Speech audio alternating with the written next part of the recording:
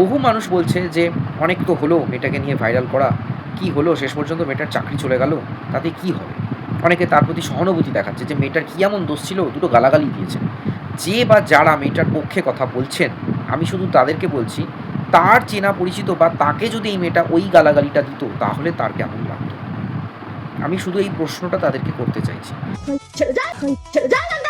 বংশরিজ আজকে একটা ভিডিও নিয়ে চলে এসেছি। কম বেশি সবাই জানেন যে লাস্ট দুদিন ধরে ফেসবুক আর ইউটিউব খুলে দেখা যাচ্ছে যে একটা মেয়েকে সবাই প্রচুর ট্রোল করছে, যে দুটো বাইক ট্যাক্সি বুক করেছিল এবং একটা রাইড ক্যান্সেল করতে গিয়ে সে কিছু ভুলভাল ভাষা প্রয়োগ করে ফেলে, মানে গালাগালি দেয়।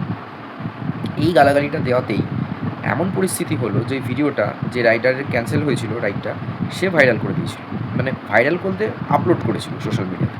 সেটা এতটা যে ভাইরাল হয়ে যাবে সেটা ছেলেটাও ভাবতে পারে, আর মেয়েটা তো ভাবতে পারি। মেরেছে তুমি পয়সা খেয়ে মেরেছো, আজকেই জানতে পারলাম। তুমি থানাতে পয়সা খেয়ে মেরেছো। ওকে মারিনি, ওকে মারিনি। তুমি বাইরে অফিসারের সাথে কথা বলুনি, তুমি বাইরে অফিসারের সাথে কথা বলুনি। এরপর কি হলো, এই দুদিনে দেখা গেল যে মেয়েটা যে কোম্পানিতে কাজ করতো সেই কোম্পানি থেকে তাকে টার্মিনেট করেছে। আমি অলরেডি এটার উপর একটা ভিডিও বানিয়েছি, পারলে সবাইকে আগের ভিডিওটা চেক করুন, তাহলে বুঝতে পারবেন এক্স্যাক্টলি কী ইনসিডেন্টটা হয়েছিল। আমি সেই বিস্তারে আর যাচ্ছি না। কিন্তু তারপর কী ঘটলো, তারপর ঘটলো কি না, মেয়েটা যে কোম্পানিতে কাজ করতো, নোভেস্টা বলে একটি কোম্পানি আছে। প্রথমত বলে রাখি যে এই কোম্পানিটা কোনো একটা এমএনসি নয়, এটা জাস্ট একটা start up company, Kolkata based একটা কোম্পানি, যারা রিয়েল এস্টেট বেসড কাজ করে, ঠিক আছে। বেসিক্যালি তারা বড় বড় যে সমস্ত রিয়েল এস্টেট কোম্পানিগুলো রয়েছে তাদের সাথে টাই আপ করে ডিজিটাল প্রমোশনাল অ্যাক্টিভিটিসগুলো করে থাকে। তো কম বেশি প্রায় 150-200 ইনটেক স্ট্রেংথ আছে। আমি জাস্ট একটু চেক করছিলাম যে নোভেস্টা কোম্পানিটা কোথায় অবস্থিত, কী ডিটেল। তাতে দেখলাম যে কোম্পানির যে সিও রয়েছে মিস্টার সুর, তিনি অনেক দিন আগে একটা পডকাস্টে এসেছিলেন, বলেছিলেন যে এই কোম্পানির ব্র্যান্ড অ্যাম্বাসেডর দেবকে করা হবে। তাহলে মোটামুটি ছেলেটা একটা স্টার্ট আপ কোম্পানি খুলেছে এবং আস্তে আস্তে কোম্পানিটা গ্রো করছে, যার ব্র্যান্ড অ্যাম্বাসেডর আবার দেব, মানে দীপক অধিকারী। তাহলে সেরকম একটা অনগ্রোয়িং কোম্পানিতে একজন এমপ্লয়ি যদি সোশ্যাল মিডিয়াতে এরকম খারাপ মন্তব্য করে তার অফিস যাওয়ার পথে, তাহলে বোঝা যাচ্ছে যে তার টেম্পারমেন্ট কতটা। সে ওই কোম্পানিতে থাকলে কোনো ক্লায়েন্ট ডিল করতে গেলে বাই চান্স তার যদি টেম্পারমেন্ট লস হয়, তাহলে সে এরকম বাপ্পা তুলে গালাগালি দিতেই পারে। আমি আবারও বলছি, তা এই জিনিসগুলো কিন্তু ম্যাটার করে, ঠিক আছে। এখানে বহু মানুষ বলছে যে অনেক তো হলো মেয়েটাকে নিয়ে ভাইরাল করা, কি হলো শেষ পর্যন্ত মেয়েটার চাকরি চলে গেল, তাতে কি হবে? অনেকে তার প্রতি সহানুভূতি দেখাচ্ছে যে মেয়েটার কী এমন দোষ ছিল, দুটো গালাগালি দিয়েছে। যে বা যারা মেয়েটার পক্ষে কথা বলছেন, আমি শুধু তাদেরকে বলছি, তার চেনা পরিচিত বা তাকে যদি এই মেয়েটা ওই গালাগালিটা দিত, তাহলে তার কেমন লাগতো? আমি শুধু এই প্রশ্নটা তাদেরকে করতে চাইছি। এই ভিডিওটা সবাই দেখুন, শেয়ার করুন, যাতে এই যে বর্তমান যে কোনো পরিস্থিতি যখনই অ্যারাইজ করছে, যে ভুলভাল কাজ করলেও সহানুভূতির সাথে সেটাকে বিবেচনা করে অনেকে ক্ষমা করে দিতে চাইছে। কথাতেই আছে ক্ষমার ওপর কিছু নেই, আমি মানলাম। কিন্তু এই মেয়েটা যে শুধুমাত্র ওই ছেলেটিকে সেই মুহূর্তেই গালাগালিটা দিয়েছিল তা নয়, তারপর কিছু হোয়াটসঅ্যাপ চ্যাটও পাওয়া গেছে, সেখানেও সে ঘুরে ফিরে ওই একই ড্যাশের ছেলে গালাগালি দিয়ে গেছে। সেখানে বিজেপি টিএমসি এরকম দল রাজনীতি টেনেছে। পুলিশ প্রথমে ছেলেটাকে অ্যারেস্ট করেছিল, পরে মানে বেল দিয়েছে। আর কি হলো, মেয়েটা যেখানে থাকতো, অর্থাৎ যে বাড়িওয়ালা বাড়িতে থাকতো, সেও বলেছে ঘর ছাড়তে। কেন? বহু লোক আসছে, এসে সেখানে হুজ্জুতি করছে, চেঁচামেচি করছে। এতে বাড়িওয়ালা ভাবছে যে ভাই কোন দিন আমার বাড়িটা ভেঙে না পড়ে যায়, এখানে তার শান্তি বিঘ্নিত হচ্ছে, খুব স্বাভাবিক। তাহলে বাড়িওয়ালাও ভাবছে যে আমি কাকে ভাড়া দিয়েছি, যে রাতারাতি এমন ভাইরাল হয়েছে, এবার লোকজন বলবে কিরে তোর বাড়িতে তো ওই মেয়েটা ভাড়া থাকতো, সেটা অন্তত নেক্সট 6 মাস তাকে শুনতে হবে। যে কোম্পানিতে কাজ করে সেই কোম্পানির সিও থেকে আরম্ভ করে সবাই বলবে যে কাকে ভাই রেখেছিস তোরা। ক্লায়েন্ট বেস কী ভাববে, যারা এক্সিস্টিং ক্লায়েন্ট আছে, বড় বড় যারা ডেভেলপার এই নোভেস্টা গ্রুপের সাথে কাজ করছে, তারা বললো আপনারা কাকে রেখেছেন, যে আপনার এমপ্লয়ের জন্য তো চারদিক ঢিডি পড়ে গেছে।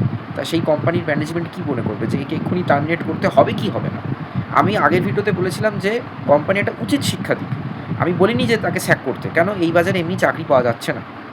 যাই হোক, রিয়েল এস্টেট একটা বড় সেক্টর, সেখানে সবসময় একটা ভালো পজিটিভ দিক থাকে, সেখানে একটা কমিশনের ব্যাপার থাকে।